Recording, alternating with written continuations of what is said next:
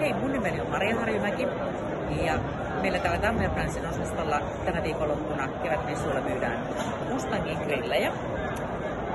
Kevätuutuutena muun muassa täällä on tämä autosta. Tässä kokoisena 4+1 ja sitten siitä olemassa myöskin 3+1. Se mitä uutta grillauksessa tietysti tällä hetkellä trendinä on tällainen plancha-grillaus, missä tehdään smash-tuotteita.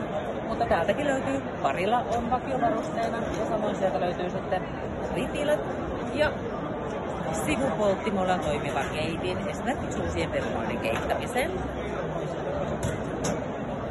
Kaasupullon paikka löytyy täältä kaapista, johon se saadaan piiloon. Ja sitten samoin myöskin tässä on isot renkaat, jotka on tätä helppo siirtää paikasta toiseen.